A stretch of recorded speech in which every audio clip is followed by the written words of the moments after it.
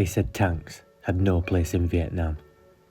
Too heavy, too slow, and useless in the dense jungle. And yet, the US sent thousands of them into battle. But why? Because when they worked, they were unstoppable. But when they didn't, they became death traps. You might think Vietnam was a war of infantry and helicopters, but the truth is, tanks played a far bigger role than most realise.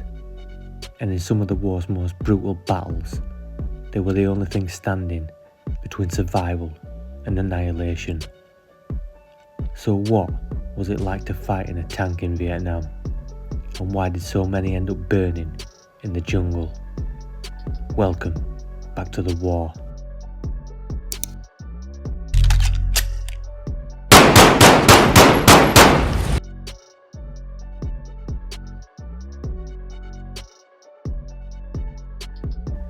If you ask most people about the Vietnam War, they'll picture helicopters dropping troops into the jungle, or soldiers creeping through thick brush.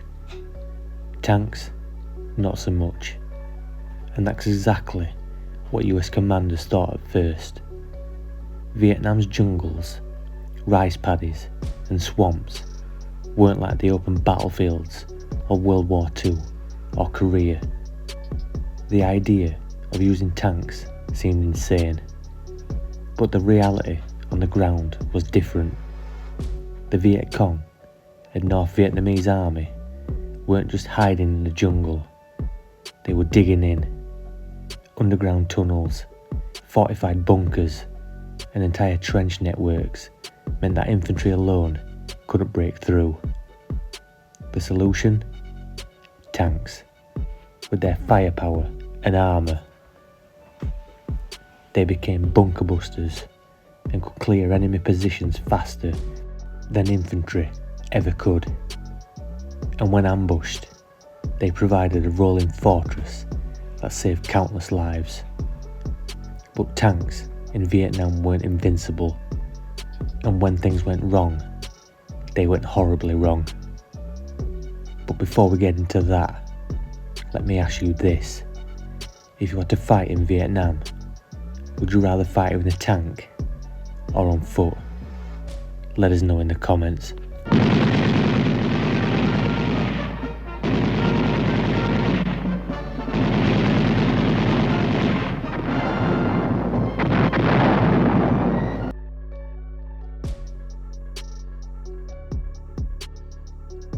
The Americans deployed a variety of tanks in Vietnam, but the two most common were the M48 Patton, a heavy, well-armoured beast with a 90mm gun that could obliterate enemy bunkers, and the M113 armoured personnel carrier, more of a troop carrier than a tank, but it had a mounted 50 cal that could shred anything in its path.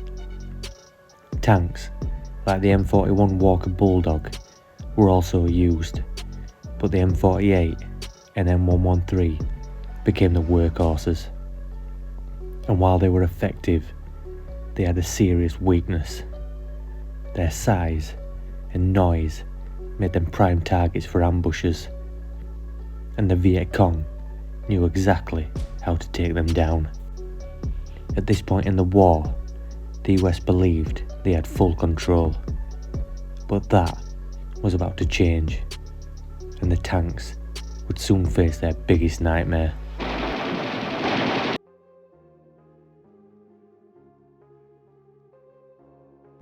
Tanks weren't fighting other tanks in Vietnam. Instead, they were up against something much worse: invisible enemies.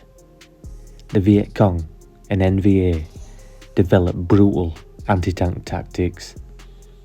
They used landmines and IEDs, buried explosives that could tear off a tank's tracks, leaving it stranded and vulnerable. They used RPGs, and later the RPG-7, which could punch through American armour, turning tanks into burning coffins. And they also used tunnel ambushes, where the Viet Cong would pop up from hidden tunnels, fire an RPG and disappear before the Americans could respond. Tank crews were constantly on edge, knowing that any moment they could be blown apart or burned alive inside their own vehicle. Imagine being in a tank, hearing a loud explosion and suddenly realising you're not moving anymore. Your tracks are gone, and before you can react, RPGs are coming from every direction. This was reality for tank crews.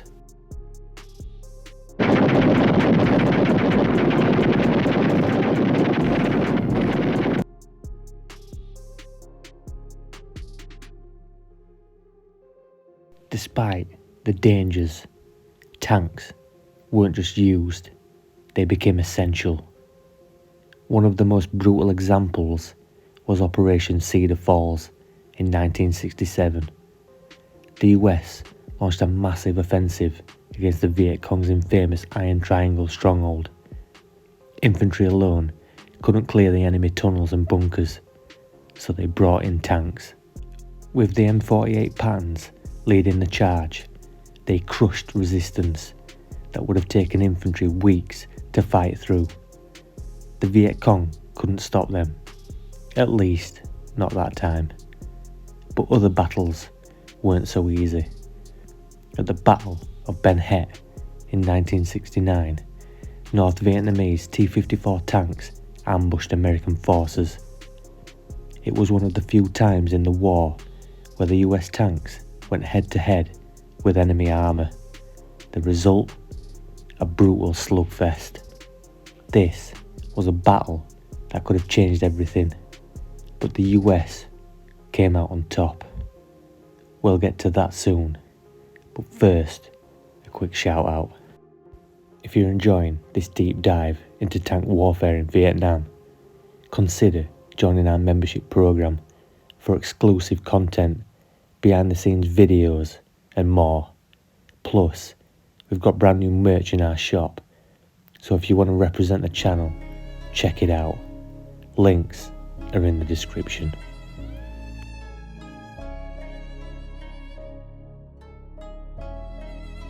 Now, back to Ben Het.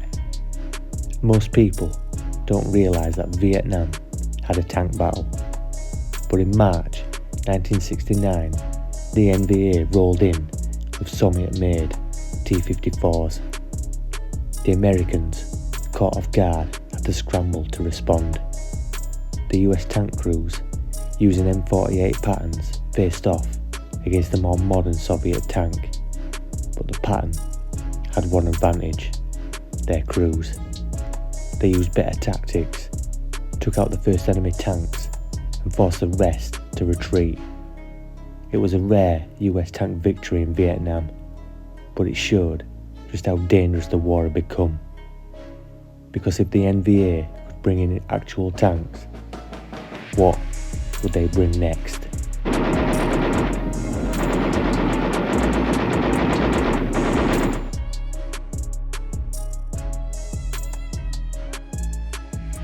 By the end of the war, US tanks had proven both their value and their vulnerability. They weren't useless, but they weren't invincible either.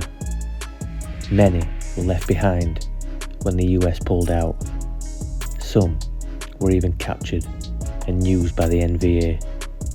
And today, if you visit Vietnam, you can still see the rusted remains of American tanks, a haunting reminder of a war that never truly ended. So what do you think? Were tanks a mistake in Vietnam, or were they necessary? Drop your thoughts in the comments.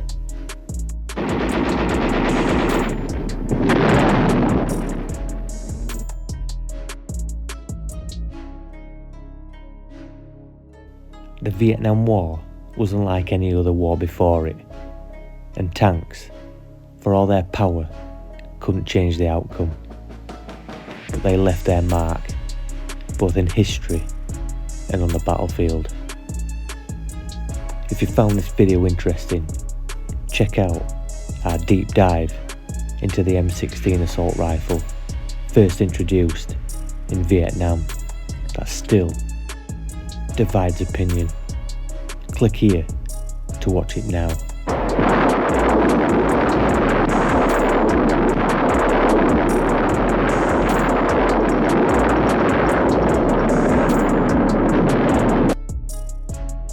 Hi soldiers, thanks for watching. Don't forget to like, subscribe, and leave your thoughts in the comments. And don't forget to check back in again soon. That's an order.